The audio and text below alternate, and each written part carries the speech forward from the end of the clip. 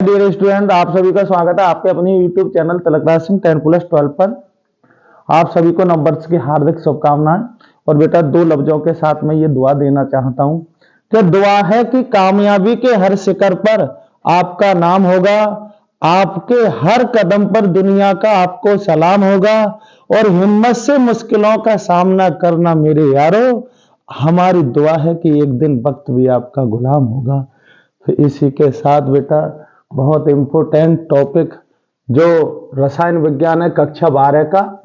और बेटा ये एक बात ध्यान रखना, ये जो निश्चित ही आएगा, इसके आज तक कोई भी पेपर ऐसा ना हुआ है जो इस क्वेश्चन से अछूता रहा है। क्वेश्चन इतना, इस पे इतने क्वेश्चन बन जाते हैं कि बहुत तरीके के क्वेश्चन आते हैं, तो इसलिए निश्चित कहीं ना कहीं क्वेश्चन बनेगा निश्चित। इधर देख लेंगे बेटा, पूरी मनोयोग से इधर देखो, आपको बता रखा है, आप चाहें तो कुछ भी कर सकते हैं। देखते हैं बेटा, देखो क्या है ग्लूकोज बनाने की विधियां। अब ग्लूकोज दो विधियों द्वारा बनाया जाता है, ठीक है। देखते हैं, मैंने दोनों विधियां लिख रखी हैं। पहला है सुक्रोस है। सुक्रोस मतलब है, इसको इक्षु शर्करा भी बोलते हैं, यानी कि गन्ने की शक्कर भी बोलते हैं, ठीक है ना। इधर देखेंगे कैसे प्राप्त करेंगे। सुक्रोस का दूसरा नाम है चीनी, और चीनी का सूत्र होता है C12H22O11। ये सुक्रोस है। क्या है बेटा, सुक्रोस को तनु HCl अथवा H2SO4 के साथ क्या है, एल्कोहलिक विलयन में गर्म करने पर ग्लूकोज तथा फ्रक्टोज समान मात्रा में प्राप्त होते हैं, ठीक है। फिर से देखेंगे, एक मिनट। क्या है, ग्लूकोज बनाने की पहली विधि है इक्षु शर्करा यानी कि सुक्रोस है। तो सुक्रोस को तनु HCl या H2SO4 के एल्कोहलिक विलयन में गर्म करने पर ग्लूकोज फ्रक्टोज के साथ समान मात्रा में प्राप्त होता है। यानी कि इस विधि से आप ग्लूकोज भी प्राप्त कर सकते हो और फ्रक्टोज भी प्राप्त कर सकते हो। ग्लूकोज फ्रक्टोज का दोनों का सूत्र समान है, परंतु मैं बताऊंगा आज इसमें अंतर क्या है।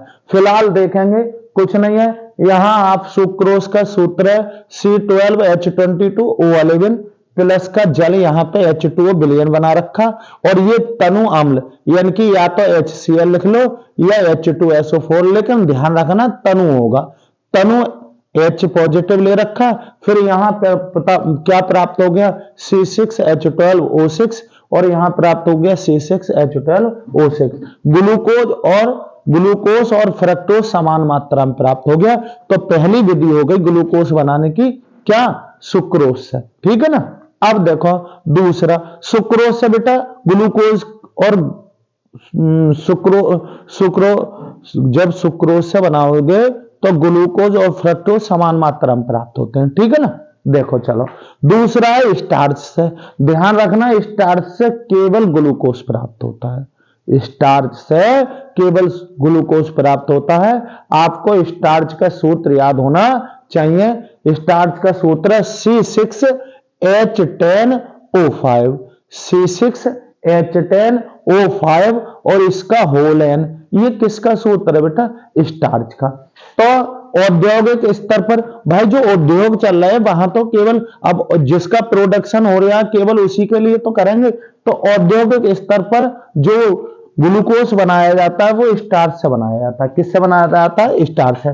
देखो क्या है, औद्योगिक स्तर पर ग्लूकोज को स्टार्च के जल अपघटन से प्राप्त किया जाता है। इसके लिए स्टार्च को तनु H2SO4 के साथ 120 डिग्री सेल्सियस या इसमें 273 जोड़ दो। कितने, 120 में 273 जोड़ोगे। आप सभी जानते हो ये 3, ये 9, 3, यानी कि ये आ जाएगा केल्विन। या तो केल्विन लिखना, ना तो याद रह जाता है 120 डिग्री सेल्सियस। तो क्या है, औद्योगिक स्तर पर ग्लूकोज को स्टार्च के जल अपघटन से प्राप्त किया जाता है। इसके लिए स्टार्च को तनु H2SO4 के साथ 120 डिग्री सेल्सियस और 2 से 3 वायुमंडल दाब पर गर्म किया जाता है, जिससे आपको प्योर ग्लूकोज प्राप्त हो जाएगा। समीकरण देखो अब क्रिया की, C6H10O C6H10O5 इसका होल एन, H2O इसके एन लेंगे, फिर क्या बनेगा C6H12O6 और इसके आगे एन। इसकी कितनी मात्रा प्राप्त होगी? एन। एन का मतलब है निश्चित नहीं है, बहुत मात्रा में प्राप्त होता है। ठीक है, ये हो गया आपका क्या है? ग्लूकोस। ठीक है, अब आ जाओ बेटा असली क्वेश्चन देखो। क्या क्वेश्चन है? ग्लूकोज की संरचना आती है। ग्लूकोज की काफी रिएक्शन है और प्रत्येक रिएक्शन ये सिद्ध करती है कि इसकी संरचना में ऐसे ऐसे है। ठीक है, पहले ग्लूकोज एक एल्डिहाइड है। ग्लूकोज एक एल्डिहाइड है, तो इसीलिए इसको क्या बोलते हैं? ग्लूकोज एक एल्डोहेक्सोस है। बेटा हेक्सोस का मतलब है 6 कार्बन है, और एल्डो का मतलब है जिनमें एल्डिहाइड होता है वे कार्बोहाइड्रेट, जिनमें एल्डिहाइड समूह होता है उनके नाम के आगे एल्डो, और जिनमें कीटोन होता है वो उनके नाम के आगे कीटोन। क्या है? कीटो। यहां एल्डो वहां कीटो। जैसे फ्रक्टोज में कीटोन है तो वो कीटो हेक्सोस है, और ये कौन सा है? ग्लूकोज में ये एल्डिहाइड समूह है, इसलिए ये एल्डोहेक्सोस है।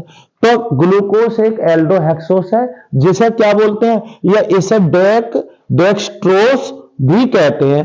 ये स्टार्च और सेलुलोज का एकलक है, यानी कि ये स्टार्च और सेलुलोज से केवल ग्लूकोज प्राप्त होगा, इसलिए ये बताया है कि ग्लूकोज एक एल्डोहेक्सोस है। पहली बात तो ये ध्यान रखना।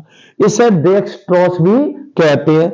ये स्टार्च और सेलुलोज का एकलक है, यानी कि जब स्टार्च और सेलुलोज का आप जल अपघटन करोगे इन्हीं परिस्थितियों में तनु H2SO4 के साथ 120 डिग्री सेल्सियस और 2 से 3 वायुमंडल पर, तो केवल ग्लूकोज प्राप्त होगा। ठीक है, अब चूंकि हम तो इसकी संरचना बता रहे हैं, पहले ग्लूकोज का क्या होता है? अणुसूत्र C6H12O6 होता है। इसको इस तरीके से भी लिखा जाता है जैसे यहां लिख रखा है।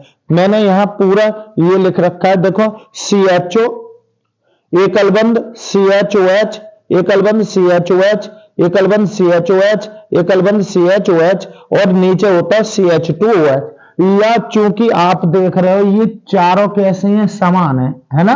तो मैंने ऊपर लिख दिया CHO, नीचे CH2OH और बीच में इसका होल 4 कर दो, तो क्या हो गया? CHO एकलबंध CHOH इसका होल 4 और नीचे क्या है? CH2OH। ये सूत्र किसका? ग्लूकोज का। ठीक, अब आ जाओ बेटा, तो पहला तो आप सीख गए। पहला क्या बताया है हमने? पहला बताया है कि ग्लूकोज का क्या है? एक क्या है बेटा? एल्डोहेक्सोस है, जिसे डेक्सट्रोस भी कहते हैं, और इसमें क्या है? इसका अणुसूत्र होता है C6H12O6। ठीक है, अब देखो इसकी नंबर 2, इसकी जो संरचना के बारे में नंबर 2 सूचना क्या है? तो नंबर 2 है HI के साथ अपक्रिया। तो क्वेश्चन ऐसे भी आ जाता है, ग्लूकोज बनाने की समीकरण दीजिए तथा इसकी HI के साथ, और यहां पे बताया हाइड्रोक्सिल एमीन और HCN के साथ अपक्रिया। तो ये वैसे भी आ जाते हैं, वरना कह देता है ग्लूकोज के पक्ष में ग्लूकोज की संरचना को प्रमाणित करने वाली समीकरण लिखो। नाम से ही आती है कि सिद्ध करो इसमें 6 कार्बन ऋजु रेखा में अर्थात सीधी रेखा में क्या है? उपस्थित है। यह ऐसे कह देता है कि सिद्ध करो इसमें कार्बोनिल समूह उपस्थित है। ये कह देता है इसमें बताओ ये कार्बोनिल एल्डिहाइड के रूप में उपस्थित है। यह सिद्ध कीजिए ग्लूकोज में 5 हाइड्रोक्सिल समूह उपस्थित होते हैं। ये सब क्या है? प्रमाणित करने वाली अपक्रिया है। तो देखो HI के साथ अपक्रिया। ठीक है, ग्लूकोज को HI के साथ लंबे समय तक गर्म करने पर एन हेक्सेन प्राप्त होती है, और एन हेक्सेन का प्राप्त होना ये अपक्रिया ये प्रमाणित करती है कि ग्लूकोज में 6 कार्बन एक ऋजु रेखा में उपस्थित है, अर्थात सीधी रेखा में उपस्थित है।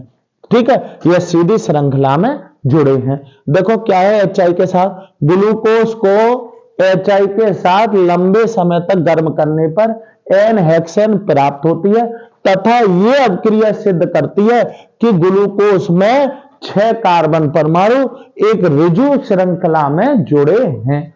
सही, यानी कि इधर ग्लूकोज दिखा दो और HI के साथ गर्म कर दोगे, उधर 6 कार्बन की आपको क्या प्राप्त हो जाएगा? एल्केन प्राप्त हो जाएगी, जिसका नाम हो जाएगा एन हेक्सेन। तो ये सूत्र ग्लूकोज का, तीर पे गर्म कर दो HI और ये गर्म करने का चिन्ह है, और उधर दिखा दो बेटा 6 कार्बन की जो एल्केन है एन हेक्सेन, तो क्या करोगे CH3 CH2 CH2 CH2 CH2 CH3, सही, क्योंकि एल्केन का लिखने का तो नॉर्मल है ना, एन हेक्सेन का मतलब है सीधी रेखा में, तो बेटा सीधे एल्केन लिखने का बिल्कुल सिंपल तरीका है, CH3 से स्टार्ट करो, CH3 पे संबंध कर लो, हेक्सेन है 6 कार्बन का, तो CH3 CH2 CH2 CH2 CH2 CH3, N hexane प्राप्त हो गया। ठीक, बहुत इंपॉर्टेंट ये वाली, बहुत ज्यादा इंपॉर्टेंट है, कैसे ही आ जाती है ये, देखो हाइड्रोक्सिल एमीन। अब हाइड्रोक्सिल एमीन का सूत्र पता होना चाहिए। एमीन क्या होती है NH2 और हाइड्रोक्सिल क्या होता है समूह OH, तो हाइड्रोक्सिल एमीन का क्या हो गया NH2OH और HCN हाइड्रोजन साइनाइड के साथ अपक्रिया।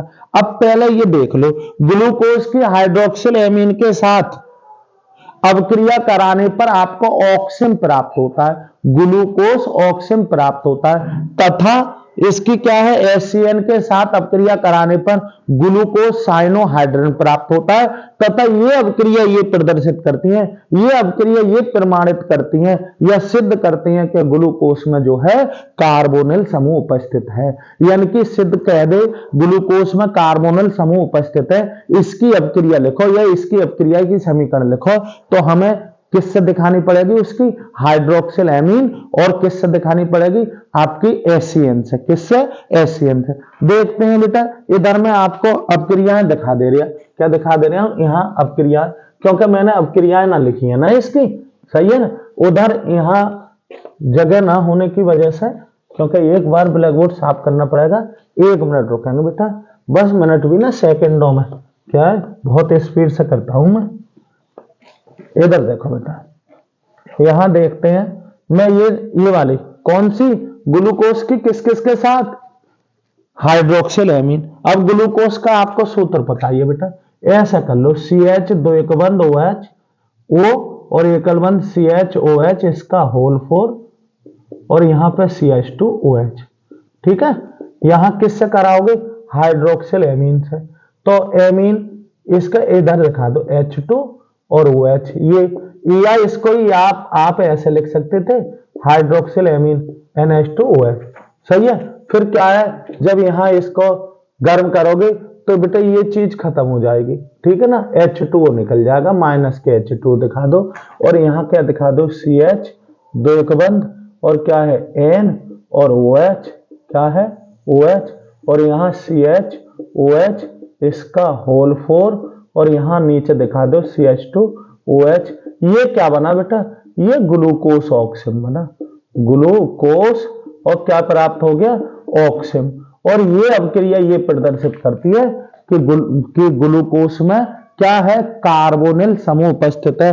कार्बोनिल का मतलब है ये एकल बंद C2 एक बंद 2, ये कार्बोनिल समूह उपस्थित है, ये अपक्रिया पुष्टि करती है।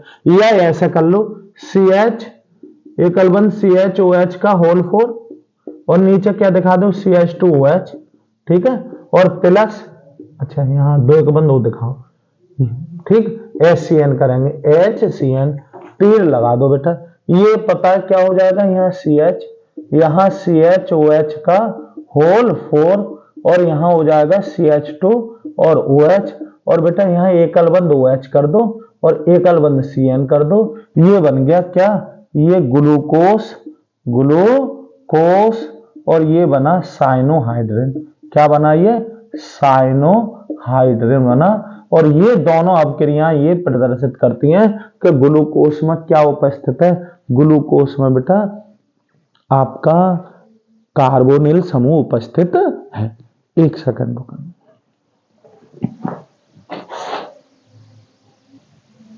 देखो बेटा इधर देखेंगे, ये बेटा छपने वाली रिएक्शन है, बहुत बार छपी हुई है बोर्ड परीक्षा में, और ये भी काफी इंपॉर्टेंट है, ठीक है। देखो क्या क्या है नंबर 4 में, नंबर 3 तक आप देख ही चुके थे।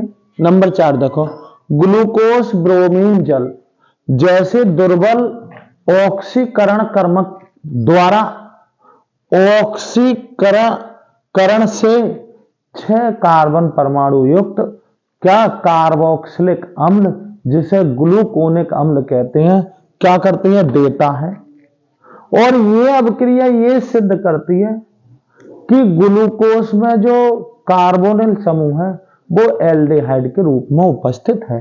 यानी कि क्वेश्चन अलग से भी बन जाता है। क्या सिद्ध कीजिए या वह रासायनिक समीकरण दीजिए जो ये सिद्ध करती है कि ग्लूकोज में एल्डिहाइड उपस्थित है, तो हम ये वाली देंगे। ठीक, इसके अलावा मैं और भी बताऊंगा इसके दो रिएक्शन। हालांकि एक याद कर लो, क्या क्या बेटा, क्या देखो एल्डिहाइड सिद्ध करने की, क्या ग्लूकोज ब्रोमीन जल के साथ ग्लूकोज ब्रोमीन जल जैसे दुर्बल ऑक्सीकरण कर्मक द्वारा ऑक्सीकरण से 6 कार्बन परमाणु युक्त कार्बोक्सिलिक अम्ल कौन सा ग्लूकोनिक अम्ल देता है, और यह सिद्ध करता है कि ग्लूकोज का कार्बोनिल समूह किस रूप में है, एल्डिहाइड समूह के रूप में उपस्थित है। अब देखो कैसे लिखोगे इसे। यहां पे लिखेंगे क्या, CHO और यहां CHOH का होल 4 और नीचे दिखा दो CH2OH, किसका हो गया, ग्लूकोज का। यहां दिखा दो O, क्या दिखा दो O, और यहां दिखा दो Br2 + H2O। ये एक दुर्बल ऑक्सीकारक है। फिर क्या बन जाएगा, ये O यहां लग जाएगा, यहां हो जाएगा COOH और CHOH इसका होल 4 और नीचे हो गया CH2OH। क्या बना ये, ग्लूकोनिक अम्ल, ग्लूकोनिक, और क्या बन गया बेटा, अम्ल। ये बन गया ग्लूकोनिक अम्ल।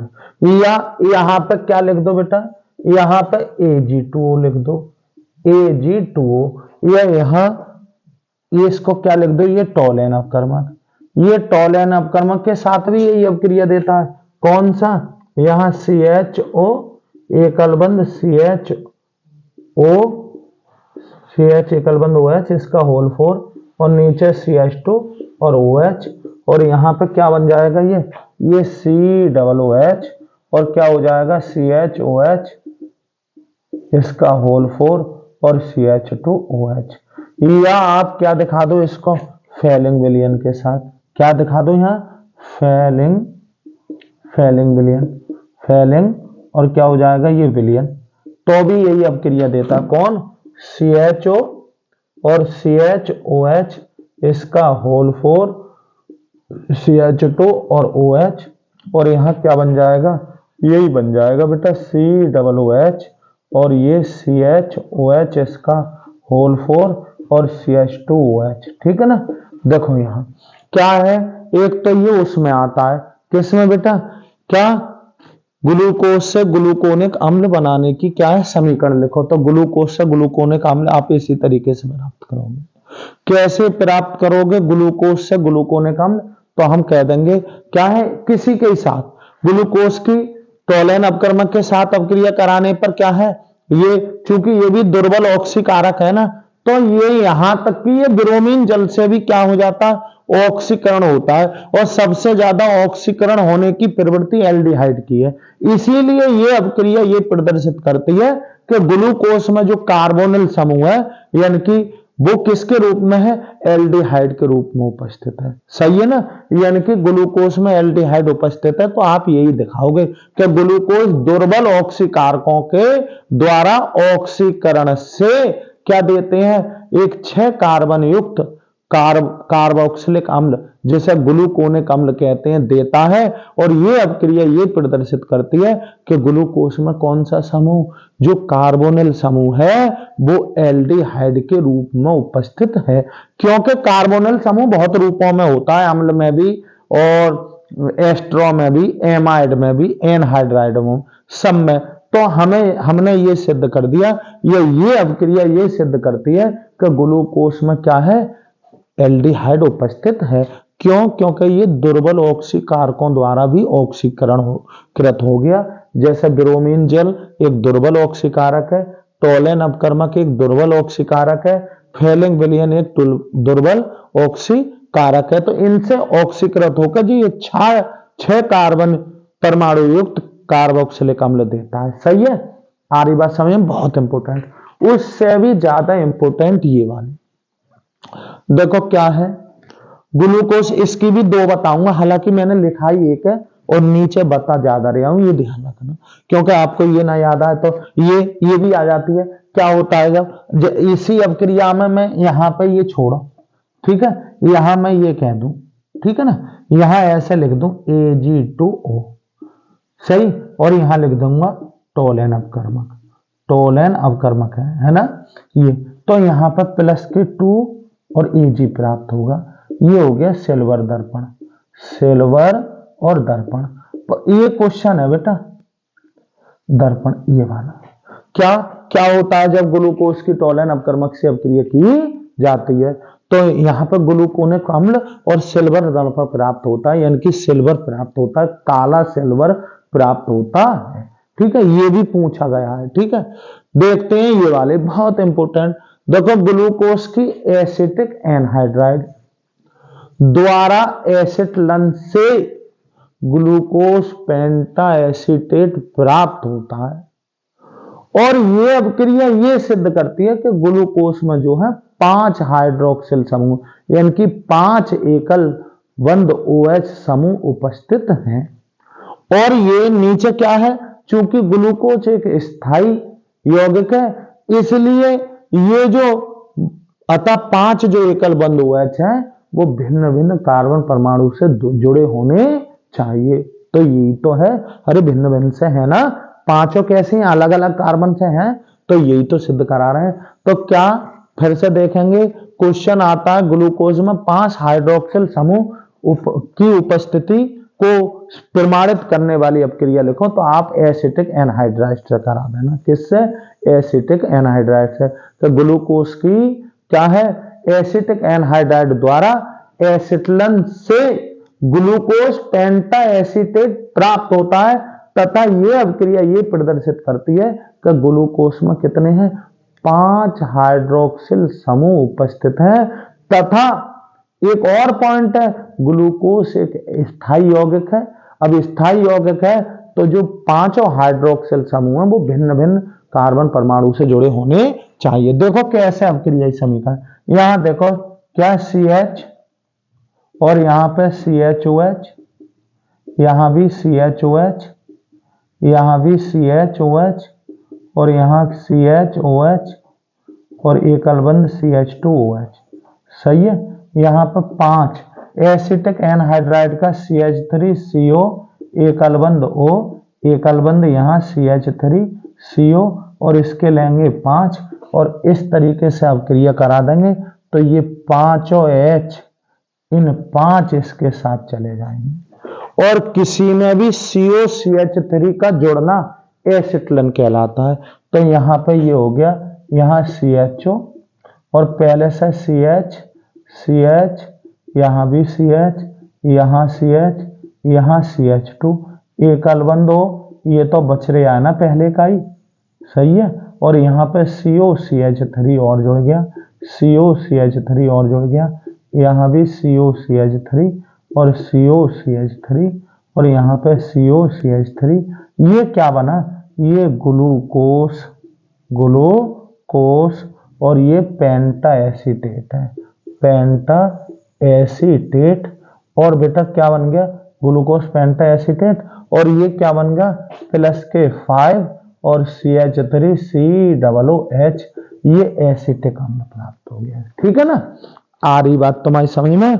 ये अभिक्रिया क्या प्रदर्शित करती है, ये ग्लूकोज में 5 हाइड्रोक्सिल समूह उपस्थित की प्रदर्शित करती है। ठीक, इसी प्रकार से ग्लूकोज की आपने किससे करा दी, CHOH, यहां CHOH, ठीक है, इसका होल 4 और यहां CH2 और OH। यदि आपने एसिटिल क्लोराइड से, ये एसिटिक एनहाइड्राइड है, एसिटिल क्लोराइड होता है CH3COCl, ये भी अभिक्रिया जो है उसमें आ जाती है। कैसे, क्या होता है जब ग्लूकोज की एसिटिल क्लोराइड से, किससे, ये है बेटा एसिटिल और क्लोराइड से करते हैं, किससे, क्लोराइड से। ये क्या है बेटा, एसिटिल क्लोराइड। ठीक, एसिटिल क्लोराइड से करोगे तो अभी सेम हो गई, ये 5 HCl के जगह क्या निकल जाएंगे, 5 HCl, और क्या प्राप्त होगा, CHO और एकल बंध CHO और क्या हो जाएगा बेटा सी, यहां तो वही यहां जोड़ा ना है COCH3 और इसका होल 4 और नीचे CH2O और COCH3 क्या बन गया ग्लूकोज पेंटा एसीटेट। ये बना ग्लूकोज पेंटा एसीटेट और ये अभिक्रिया क्या करती है ग्लूकोज में 5 हाइड्रोक्सिल समूह की उपस्थिति प्रदर्शित करती है। ये ध्यान रखना हर हाल में, ये बहुत बार पूछी गई है, ये भी बहुत इंपॉर्टेंट है। यानी कि जो मैं बता रहा हूं ये निश्चित नोट कर लेना, नोट क्या पक्का याद कर लेना, निश्चित आएगी। ठीक है, चलो बेटा थोड़ा और रह गया है। देखो बेटा क्या है, देख लो नंबर 6, ये ग्लूकोज का है। ग्लूकोज तथा ग्लूकोनिक अम्ल, ग्लूकोज तथा ग्लूकोनिक अम्ल दोनों के सूत्र पता तो है ही अभी। ग्लूकोज तथा ग्लूकोनिक अम्ल दोनों ही नाइट्रिक अम्ल द्वारा ऑक्सीकरण से एक डाई कार्बोक्सिलिक अम्ल जिसको क्या बोलते हैं सैकरिक अम्ल क्या करते हैं बनाते हैं। और ये अभिक्रिया जो है ग्लूकोज में क्या है प्राथमिक एल्कोहल समूह की उपस्थिति की को क्या करती है प्रमाणित करती है।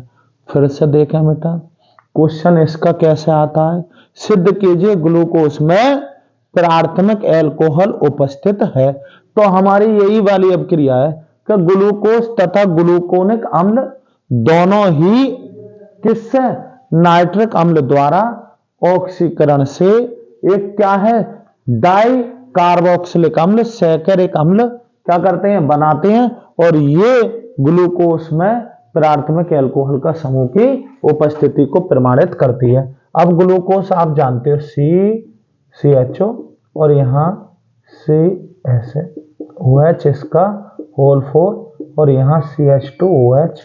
यह दूसरा ग्लूकोनिक अम्ल क्या है COOH और यहाँ पे CHOH इसका होल 4 और यहाँ पे क्या हो जाएगा CH2OH। ठीक है ना, यहाँ पे सांद्र नाइट्रिक अम्ल दिखा दो, क्या दिखा दो सांद्र HNO3 नाइट्रिक अम्ल, यहाँ भी सांद्र और क्या दिखा दोगे HNO3 और यहाँ क्या दिखा दो यहाँ O, इस तरीके से ऑक्सीकरण दिखा दो बेटा। यहाँ ये क्या हो जाएगा यहाँ और यहाँ क्या हो जाएगा COOH और बीच में CHOH इसका होल 4 और नीचे क्या COOH क्या है COOH। इसी प्रकार इसमें भी COOH और यहाँ पे CHOH इसका होल 4 और नीचे क्या दिखाऊंगा COOH क्या दिखाऊंगा ये डाई कार्बोक्सिलिक है, क्या है डाई कार्बोक्सिलिक अम्ल जिसको क्या बोलते हैं बेटा सैकरिक अम्ल, सैकरिक और अम्ल बनाता है। और ये अभिक्रिया क्या प्रदर्शित करती है, ये अभिक्रिया प्रदर्शित करती है कि ग्लूकोज में क्या है ग्लूकोज में जो एल्कोहल है वो प्राथमिक समूह है, यह प्राथमिक एल्कोहल की पुष्टि करती है। ये वाली अभिक्रिया कौन सी ग्लूकोज तथा ग्लूकोनिक अम्ल दोनों नाइट्रिक अम्ल द्वारा ऑक्सीकरण से एक डाई कार्बोक्सिलिक अम्ल जिसे सैकरिक अम्ल कहते हैं देते हैं या बनाते हैं तथा ये अभिक्रिया ये प्रदर्शित करती है कि ग्लूकोज में प्राथमिक एल्कोहल उपस्थित है। बस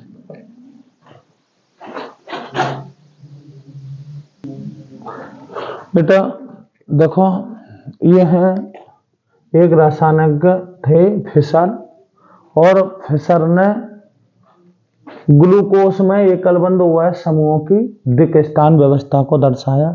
किस तरीके से दिखाया ये देख लो बेटा। यहाँ प्रत्येक ये वाला कट क्या है कार्बन को प्रदर्शित करता है, ठीक है ना, क्योंकि आप सूत्र जान दो कैसे। देखो ऊपर है CHO, यहाँ सीधे खींच लो, यहाँ इन्होंने बताया इधर OH लगाना, इधर H, फिर इधर OH और इधर क्या है H, ठीक। और नीचे जो थी पहले वो ही है। अरे सूत्र तो बताया हूं ना, कौन सा, हम क्या जानते हैं CHO और यहाँ CHOH और यहाँ पे क्या होता है CHOH और इधर भी क्या होता है CHOH, और यहाँ भी क्या CHOH, और क्या है CH2OH। यही तो है ग्लूकोज का। तो इन्होंने ये बताया कि ऊपर का ये देख लो, ठीक है। ये पहले इतने को आप जानते हो, कुछ भी ना करना, इतनी है, और ये वाली यही है, इसको चेंज करना है, ठीक है ना। अब इसको H को इधर, OH को इधर, फिर इसका पलट दो, ठीक। यहाँ क्या हो जाएगा, यहाँ OH ऐसे ही, यहाँ भी H, यहाँ OH ऐसे ही, यहाँ भी H, और नीचे वाला कौन सा है भाई, ये तो CH2OH है। ये फिशर ने बताया कि फिशर द्वारा ग्लूकोज की दी गई संरचना कौन सी है, तो ये वाला फिशर ने कहा। अब फिशर ने ग्लूकोनिक अम्ल की भी दी। क्या है ग्लूकोनिक अम्ल की, कैसे दी, देखो बेटा, ये क्या COOH, और नीचे क्या बताया CH2OH, और बिल्कुल सेम कैसे, यहाँ OH, इधर H, और इधर OH, इधर क्या है H दिया, और नीचे बिल्कुल सेम कौन सी H, और यहाँ भी क्या हो गया H, और यहाँ पर क्या है OH, और ये OH।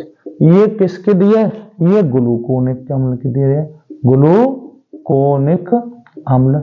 इसी प्रकार फिशर ने एक डाइसैकेरिक अम्ल की दी, तो वहां क्या बताया इस तरीके से, ये सैकेरिक अम्ल, सैकेरिक, और अम्ल की कैसे दी बेटा, यहाँ COOH,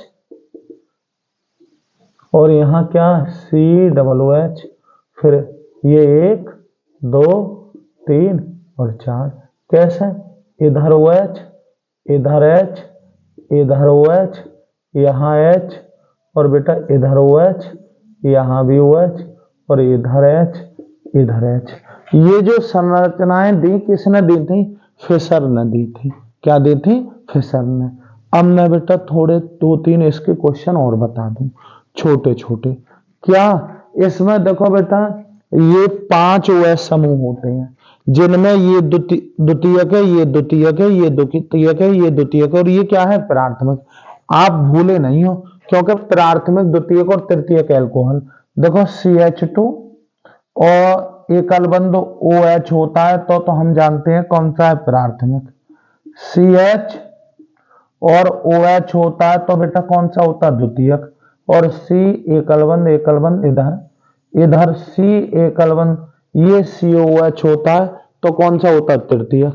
तो इसमें कितने, 1 2 3 4, कितने 4। तो इसमें 4 द्वितीयक एल्कोहल है, यानी कि द्वितीयक एल्कोहल समूह, एल्कोहल जो समूह है उनकी संख्या कितनी है, 4। जबकि प्राथमिक 1 है, प्राथमिक एल्कोहल समूह, प्राथमिक एल्कोहल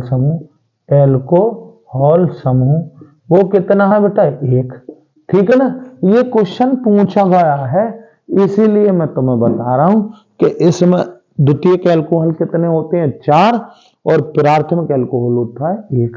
समझ में आ गई होगी। बस बेटा एल्कोहल का इससे पेपर में कुछ भी ना छूटेगा, यानी कि एल्कोहल का जितना था मैंने पूरा करा दिया। और चाहो तो 1 मिनट और देख लो, क्या ग्लूकोज के बारे में और देख लो बेटा। ग्लूकोज के शायद आपको उपयोग नहीं पते होंगे, इधर देखेंगे।